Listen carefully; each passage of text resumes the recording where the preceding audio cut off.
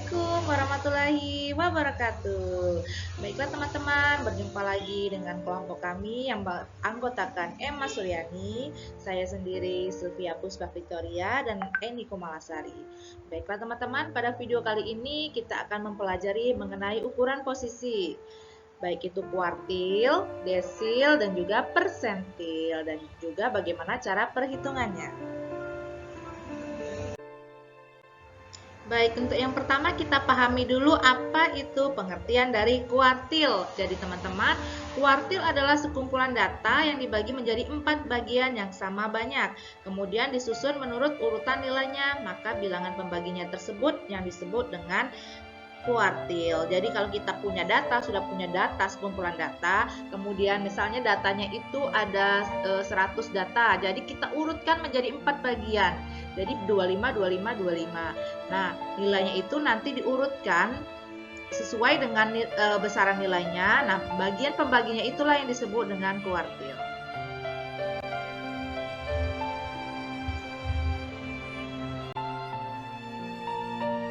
Baik, bagaimana cara menentukan kuartil dari data tunggal dan data kelompok? Yang pertama itu kuartil data tunggal. Untuk kuartil data tunggal, kita susun dulu datanya dengan mengurutkan datanya, bisa dari yang terbesar ke terkecil atau dari yang terkecil ke terbesar. Kemudian menentukan letak kuartil yang diminta. Selanjutnya untuk kuartil data kelompok itu ada 4 caranya. Yang pertama kita susun dulu data dari yang terkecil sampai yang terbesar. Kemudian kita hitung rentang atau range-nya. Kemudian kita hitung jumlah kelasnya. Selanjutnya yaitu panjang kelas intervalnya. Baik, untuk memahami apa itu data tunggal dan juga data kelompok. Jadi di sini saya sudah punya angka-angka. Nah, untuk data kelompok, data tunggal itu misalnya di dalam data kita ada angka 1, 2, 3, 4, 5, 6. Nah, misalnya angka satunya setelah kita lihat di data kita, angka satunya misalnya ada frekuensinya ada 3. Jadi angka 1 ini adalah data tunggal, frekuensinya berapa? Sebanyak ada berapa di dalam data kita? Misalnya ada 3. Jadi angka 1 terdapat 3 di data kita. Kemudian kita lihat lagi contohnya, misalnya angka 4. Ada berapa frekuensi di data kita? Angka 4-nya kita hitung, ternyata ada 7 frekuensinya. Kemudian untuk angka 6. Angka 6 ada berapa frekuensinya di dalam data kita? Itu angka misalnya frekuensinya ada sebanyak 2 buah. Angka 2 berarti. Nah, jadi 1, 4, dan 6 ini kita sebut dengan data tunggal. Sementara itu kalau data kelompok itu seperti apa teman-teman? Jadi data kelompok itu adalah data yang mempunyai rank atau kelompok tertentu. Misalnya angka 1 dan angka 1 sampai angka 10. Di dalam data kita angka 1 sampai angka 10 ada berapa buah frekuensinya? Ada berapa buah angka 1 sampai 10 di dalam data kita. Jadi kita hitung. Misalnya setelah kita hitung ternyata ada 4 buah angka 1 sampai 10. Jadi misalnya angka 1 sampai 10 itu angka 2, 3, 4 dan seterusnya itu ada 4. Kemudian kita kelompok lagi, angka 11 sampai angka 20 ada berapa di dalam data kita? Misalnya terdapat 3 frekuensinya. Kemudian 21 sampai 30 ada berapa frekuensinya di dalam data kita? Misalnya kita temukan ada 6. Nah, jadi teman-teman yang dimaksud dengan data tunggal itu datanya seperti angka 1, 4, 6, datanya sendiri atau tunggal. Kemudian kalau data kelompok itu data yang mempunyai rank atau pengelompokan. Misalnya seperti dalam contoh ini angka 1 sampai angka 10 itu disebut data kelompok. Angka 11 sampai 20 itu data kelompok. Kemudian 21 sampai 30 itu juga data kelompok. Jadi paham ya teman-teman?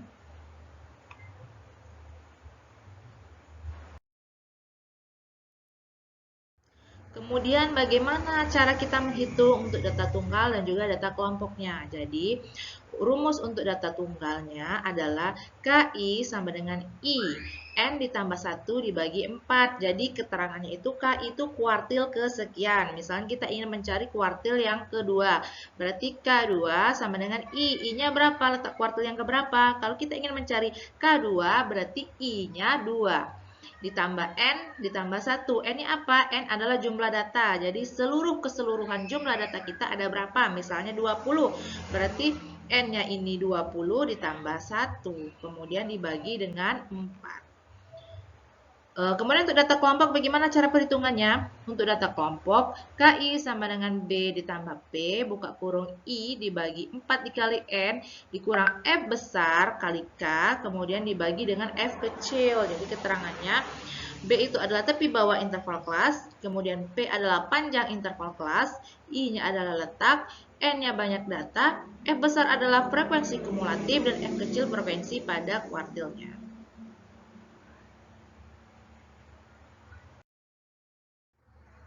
Untuk selanjutnya yaitu desil. Apa itu desil? Desil adalah ditentukan dengan membagi sekumpulan data yang telah diurutkan menjadi 10 bagian yang sama banyak.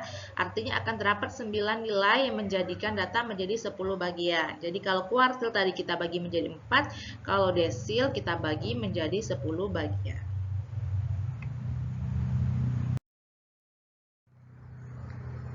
Kemudian bagaimana cara perhitungannya? Jadi kita menggunakan rumus untuk data tunggalnya itu DI sama dengan I buka kurung N ditambah 1 dibagi 10. Jadi rumusnya sebenarnya sama dengan yang kuartil tadi, hanya pembaginya saja di sini yang beda. Untuk yang kuartil tadi pembaginya adalah 4, kalau desil pembaginya adalah 10. Kemudian untuk data kelompoknya bagaimana? Untuk data kelompok, DI sama dengan LI ditambah C, I dibagi 10, N dikurang F besar dibagi F kecil. Jadi keterangannya DI adalah desil kesekian, kemudian LI adalah tepi bawah kelas desil kesekian, N adalah banyak data, F adalah frekuensi kumulatif sebelum dikelaskan, kemudian F kecil adalah frekuensi dari kelas tersebut, dan C adalah lebar dari kelas.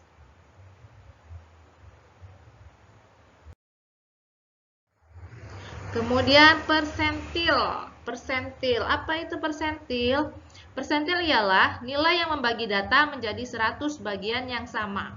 Setelah disusun dari angka terkecil sampai yang kebesar, harga persentil adalah 99 bagian. Jadi kalau kita punya data tersebut kita bagi dengan 10 bagian yang sama.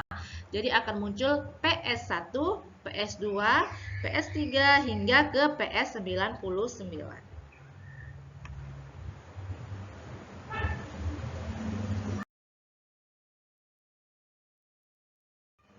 Untuk rumus persentil data tunggal dan data kelompok, jadi untuk data tunggal, kita susun dulu data dari yang terkecil sampai yang terbesar. Kemudian kita tentukan letak persentilnya dengan cara menggunakan rumus PSI sama dengan I buka kurung N tambah 1 dibagi 100 sama dengan rumus kuartil dan desentil tadi. Cuman di sini pembaginya karena ini adalah persentil atau persen, jadi dibaginya adalah 100.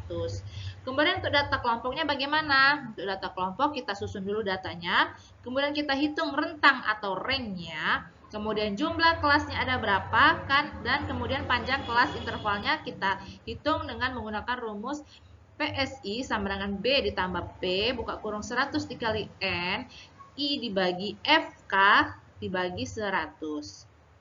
Jadi keterangannya B sama dengan tepi bawah interval kelas, P-nya adalah panjang kelas interval, I-nya letak PSI, N banyak data, F besar adalah frekuensi kumulatif, dan F adalah frekuensi pada kelasnya. Baik teman-teman, cukup sekian materi dari kami di video kali ini. Semoga dapat dipahami dan dimengerti ya teman-teman. Assalamualaikum warahmatullahi wabarakatuh.